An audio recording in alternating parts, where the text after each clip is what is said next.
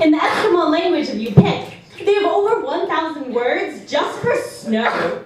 In the English language, for the entire range of emotion, we have only 3,000. What gets lost in the static?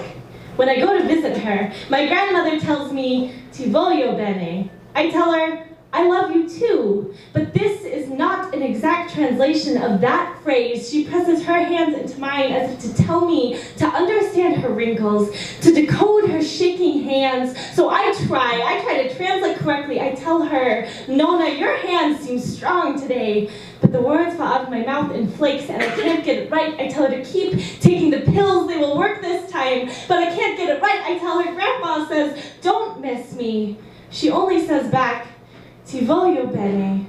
The folds of her smile, her expression as she speaks Italian, melts out along her front porch and lines the walk and tumbles down from the ceiling. I just don't have words for each different crystal. If I did, I would give a name to spilled coffee stains on her cedar table. I would spell out the spaces between her fingers as postcards, all of them addressed to her husband. "I wish you were here." Is there a word for homesickness? If you're unsure of where home is there a word for that? My grandmother is losing grip on her words like snow melting away in her palm. She tells me she can feel her pulse in the tips of her fingers. She said her heart is pounding out messages in Morse code. Her entire body is sending warning bells to her mind. She cannot translate any of them into English, but she tries. She tries by pressing her hands into mine. She says, "Ti voglio bene." She presses her words against mine, and we both try to touch, but you can only hold winter in your palm for a moment. In linguistics, they will tell you every 2 weeks a language dies.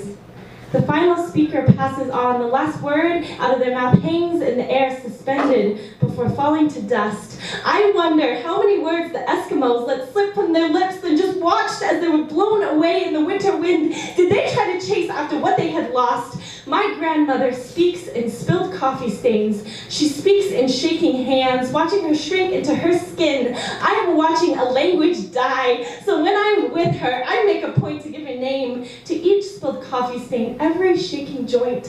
Now I have over 1,000 words just for Grandma. I give each of these to her in a whisper. I take her hands in mine. I say, "Ti voglio bene," and I stop translating what gets left unsaid. Yeah!